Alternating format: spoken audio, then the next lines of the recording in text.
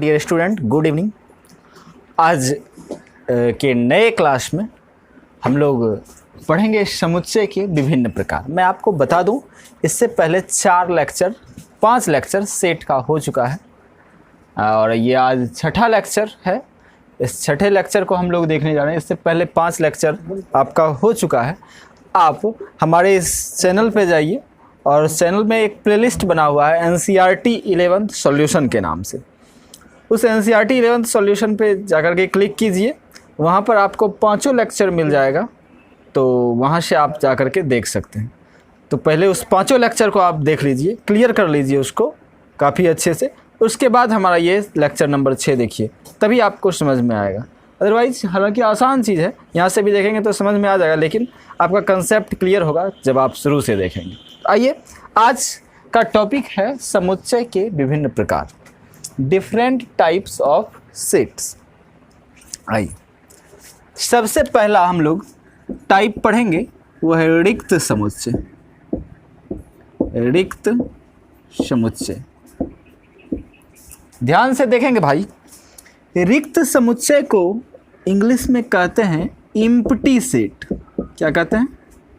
Empty set या फिर null set भी कहते हैं। नल सेट और नल सेट, या तो इम्प्टी सेट बोलेंगे या फिर नल सेट बोलेंगे। रिक्त समुच्चय को इंग्लिश में इम्प्टी सेट या फिर क्या बोलेंगे? Null set. किस नाम से क्लियर है सर? रिक्त, खाली रहेगा, यानी जिस समुच्चय में एक भी अवयव नहीं। खाली कब होगा सर? कोई घर खाली कब रहता है? जब सर उस घर में एक भी मेंबर नहीं हो, घर का मेंबर सब निकल जाए तो घर खाली हो जाएगा। ठीक वही बात समुच्चय के साथ है सर। वही समुच्चय रिक्त समुच्चय कहलाएगा जिसमें एक भी अवयव नहीं, जिसमें एक भी अवयव नहीं हो, उसको क्या कहेंगे? रिक्त समुच्चय कहेंगे। तो जैसे आपका एक सेट हम लेते हैं, एक सेट लेते हैं सर, अमरणशील आदमियों का समुच्चय, वो व्यक्ति जो कभी मरे नहीं, अमरणशील आदमी का समुच्चय। तो दुनिया में ऐसा आदमी ढूंढना बहुत मुश्किल है सर, मुश्किल ही नहीं नामुमकिन है कि जो आदमी मरे ही नहीं। जो भी आदमी है वो सब मरता है। तो अमरणशील आदमी का समुच्चय एक भी नहीं है सर, एक भी आदमी अमरणशील नहीं है, इसलिए इसका समुच्चय क्या हो जाएगा? एक रिक्त समुच्चय। क्योंकि सर इसका संग्रह किया ही नहीं जा सकता, इसके संग्रह में एक भी मेंबर नहीं आएंगे। तो आपका ये अमरणशील आदमियों का समुच्चय क्या हो गया? रिक्त समुच्चय हो गया। समझ रहे हैं ना? आपको कह दिया सर कि बी कह दिया सर 4 पैर वाले आदमी का संग्रह। अब ऐसा तो कोई आदमी नहीं है सर जिसका कि 4 पैर होता है ना, तो इसलिए सर ये भी आपका क्या हो गया सर? 4 पैर वाले आदमी का संग्रह। अगर इसका समुच्चय आप बनाते हैं तो ये भी आपका क्या हो जाएगा? रिक्त समुच्चय, क्योंकि इसमें एक भी मेंबर ऐसा नहीं आएगा जिसका कि 4 पैर हो। ठीक, तो वो सेट जिसमें सर एक भी अवयव नहीं हो, जिसमें एक भी अवयव नहीं हो, उसको हम लोग क्या कहेंगे? उसको हम लोग क्या कहेंगे? रिक्त समुच्चय कहेंगे, इम्प्टी सेट। तो यहाँ लिखेंगे जिस समुच्चय में एक भी अवयव नहीं हो, जिस समुच्चय में एक भी अवयव नहीं हो, एक भी अवयव नहीं होगा, उसी को आप लोग क्या कहोगे? रिक्त समुच्चय कहेंगे। इसको फाई से डिनोट किया जाता है। किससे सर? फाई से। इसे फाई से डिनोट किया जाता है, सूचित किया जाता है। इसे फाई से सूचित करेंगे। किससे? फाई से सूचित किया जाता। तो बड़ा ही सिंपल है ये रिक्त समुच्चय, इम्प्टी सेट और नल सेट ना। तो बात समझ में आ रही है आपको? ठीक, तो रिक्त समुच्चय का परिभाषा हो गया, जिस समुच्चय में अवयवों की संख्या एक भी अवयव नहीं हो, उसको आप क्या कहेंगे? रिक्त समुच्चय। तो पहले इसको नोट कर लीजिए, फिर आगे बढ़ते हैं। नंबर पे चलते हैं। सेकंड सेट आपका होगा एकल समुच्चय। कौन सा समुच्चय? एकल समुच्चय। इसको इंग्लिश में कहेंगे सिंगलटन सेट। कौन सा सेट सर? Singleton set. तो ये आपका एकल समुच्चय है। एकल यानी जिस समुच्चय में अवयवों की संख्या कितनी हो, एक हो। जिस समुच्चय में अवयवों की संख्या कितनी होगी, एक होगी, आप उसको क्या कहोगे, एकल समुच्चय कहोगे, सिंगलटन सेट कहोगे, एकल समुच्चय।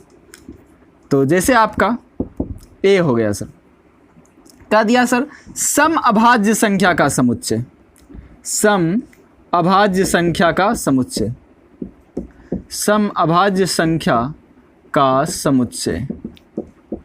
तो जरा बोलो रे बाबू, सम अभाज्य संख्या काय गो, सम अभाज्य संख्या वैसी अभाज्य संख्या जो सम हो, सिर्फ दो है सर, सिर्फ दो ही ना है जी, इसके अलावा और कोई अभाज्य संख्या ऐसी नहीं है इस दुनिया में जो कि सम हो, ठीक। Even prime number is only one, ठीक। तो मात्र एक सम अभाज्य संख्या है, वो कौन है, दो है।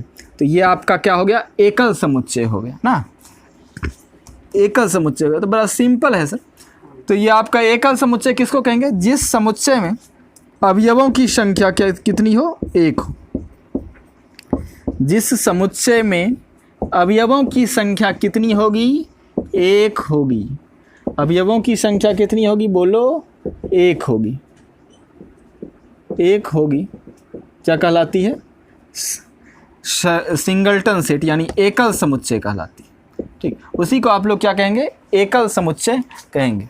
तो बड़ा ही सिंपल था। इससे पहले हमने रिक्त समुच्चय पढ़ा, जिस समुच्चय में अवयवों की संख्या शून्य हो, एक भी अवयव नहीं होगा, उसको आप लोग क्या कहेंगे, रिक्त समुच्चय कहेंगे। फिर जिस समुच्चय में अवयवों की संख्या एक हो, उसको क्या कहेंगे, एकल समुच्चय कहेंगे। प्लीज़ पहले नोट कर लीजिए। आपका युग्म समुच्चय, पेयर सेट। युग्म समुच्चय को इंग्लिश में क्या कहेंगे, बोलो बच्चा, पेयर सेट कहेंगे। पेयर सेट किसको कहते हैं, तो युग्म मतलब क्या होता है, जोड़ा। यानी जिस समुच्चय में अवयव की संख्या दो हो, जिस समुच्चय में अवयव की संख्या कितनी हो, दो हो, क्या कहलाता है सर, युग्म समुच्चय कहलाता है। जैसे आपका एक एग्जाम्पल लेते हैं, 1 2 हो गया सर ना, ये क्या है आपका, युग्म समुच्चय हो गया। बी सर जैसे हम ले लिए एक्स सच दैट एक्स क्या है, x square minus 2x plus 3 बराबर 0 का हल है।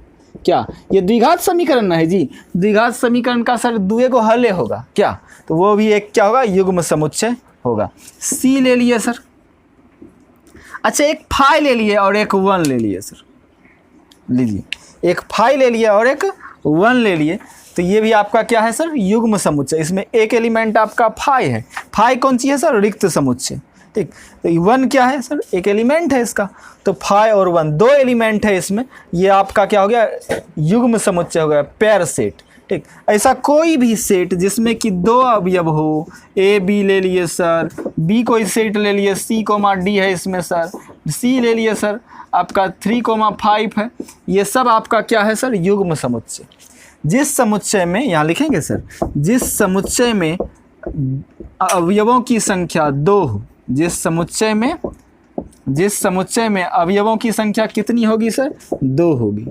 जिस समुच्चय में अवयवों की संख्या दो हो, क्या कहलाती है, बोलिए, युग्म समुच्चय कहलाता है। इसी को आप लोग क्या कहेंगे, युग्म समुच्चय कहेंगे।